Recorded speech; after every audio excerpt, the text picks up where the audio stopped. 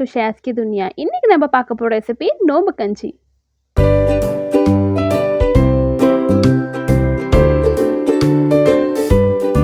ரமதான் வந்துட்டாலே எல்லார் வீட்லயும் இஃப்தார்ல இருக்க வேண்டிய முக்கியமான பொருள் இந்த நோம்பு கஞ்சி தான்.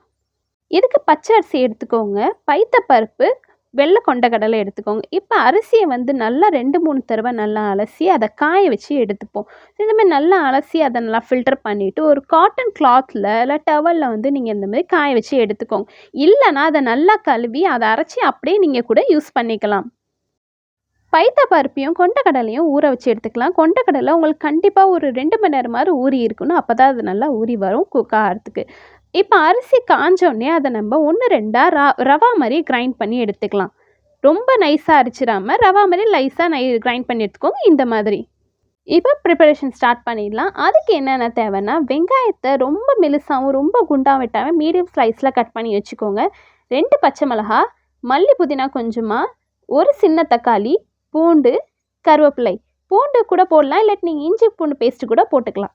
ஒரு பேன் லைட்டாக ஹீட் ஆனதுக்கப்புறம் எண்ணெய் விட்டுக்கோங்க. கொஞ்சமாக நீங்கள் கீ கூட போட்டுக்கலாம்.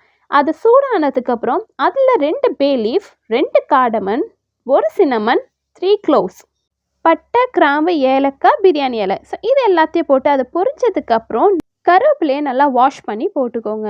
அது போட்டு அதுவும் லைட்டாக பொரிஞ்சதுக்கப்புறம் வெங்காயம் கட் பண்ணி வச்சுருக்கோம்ல அதை போட்டு வதக்கிக்கலாம். இதில் வெங்காயம் உங்களுக்கு கோல்டு, ப்ரௌன் அந்த மாதிரி கலரில் ஆகணும்னு அவசியம் இல்லை. அது லைட்டாக குக் ஆகி டிரான்ஸ்பரண்ட் கலர் ஆகினா போதும். இந்த மாதிரி லைட்டாக குக் ஆனதுக்கப்புறம் இப்போ நம்ம எடுத்து வச்சுருக்க பூண்டையும் இதில் போட்டுக்கோங்க. அண்ட் பச்சை மிளகாயும் இதில் போட்டுக்கோங்க. அது உங்களுக்கு கீரி போடனாலும் போட்டுக்கலாம், அப்படி முழுசாக அப்படியே கூட போட்டுக்கலாம். அதோடையே தக்காளியும் போட்டுருங்க. இது எல்லாத்தையும் போட்டு நல்லா மிக்ஸ் பண்ணிக்கோங்க. லைட்டாக வதங்கினதுக்கப்புறம் அதில் நம்ம ஊற வச்சிருந்த பைத்தப்பருப்பும் வெள்ளை கடலையும் போட்டுருங்க. போட்டு நல்லா மிக்ஸ் பண்ணிடுங்க. அது கருவேப்பிலை போட்டோன்னுமே நம்மளுக்கு அந்த கஞ்சி வாசனை ஆட்டோமேட்டிக்காகவே வந்துடும். ஸோ இதை போட்டு நல்லா மிக்ஸ் பண்ணி விட்டுட்டு இதில் மல்லி புதினாவை சின்ன சின்ன பீஸில் கட் பண்ணி வாஷ் பண்ணி இதில் ஆட் பண்ணிக்கோங்க. தேவையான அளவுக்கு உப்பு நீங்கள் சேர்த்துக்கோங்க. உங்களுக்கு எவ்வளோ தேவையோ அதுக்கேற்ற மாதிரி உப்பு நீங்கள் சேர்த்துக்கலாம். ஒரு சின்ன ஸ்பூன் அளவுக்கு கொஞ்சமாக கர்ட் ஆட் பண்ணிக்கோங்க, தயிர். அதையும் ஆட் பண்ணி நல்லா மிக்ஸ் பண்ணி விட்டுட்டு லைட்டாக அதில் இருக்க பச்சை வாசனை எல்லாமே போனதுக்கப்புறம் நம்ம தண்ணி ஆட் பண்ணிக்கலாம். தண்ணி நீங்கள் தாராளமாகவே ஆட் பண்ணுங்கள். ஏன்னா அரிசி, கல் அது எல்லாமே நமக்கு நல்லா வெந்து வரும். அதனால் தாராளமாக ஊற்றிக்கலாம். ஏன்னா கஞ்சி தானே, சாப்பாடுனா நம்ம அளவாக போடுவோம்.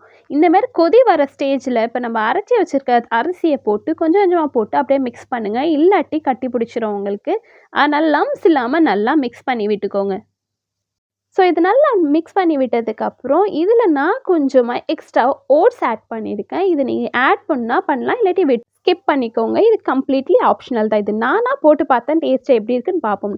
ஸோ அதையே போட்டு நல்லா மிக்ஸ் பண்ணியிருக்கேன். நல்லா கொதிக்கிட்டோம். இதில் நீங்கள் கடலப்பருப்பு கூட ஆட் பண்ணிக்கலாம். அண்ட் சிக்கன் போடலாம், மட்டன் போடலாம். நீங்கள் எப்படி மேக் பண்ணணும்னு நினைக்கிறீங்களோ அதுக்கேற்ற மாதிரி நீங்கள் ப்ரிப்பேர் பண்ணிக்கலாம். இதை மூடி வச்சுக்கலாம் நல்லா குக் ஆகிறதுக்கு. செக் பண்ணி பார்த்துக்கோங்க. உங்களுக்கு ரைஸ், பருப்பு எல்லாம் குக் ஆகி நல்லா வெந்துருச்சுன்னா ஆஃப் பண்ணிடலாம். ஏன்னா இது நல்லா திக்காயிடும். அதில் ரொம்ப திக்காகிற வரைக்கும் வெயிட் பண்ணாதீங்க. ரொம்ப சிம்பிள் அண்ட் குயிக்காக நோம்பு கஞ்சி வீட்டிலையே ரெடி பண்ணியாச்சு. நீங்களும் செஞ்சு பார்த்துட்டு சொல்லுங்கள் உங்களுக்கு எப்படி வந்துச்சுன்னு. நெக்ஸ்ட் ரெசிபியில் மீட் பண்ணலாம். Have a good day.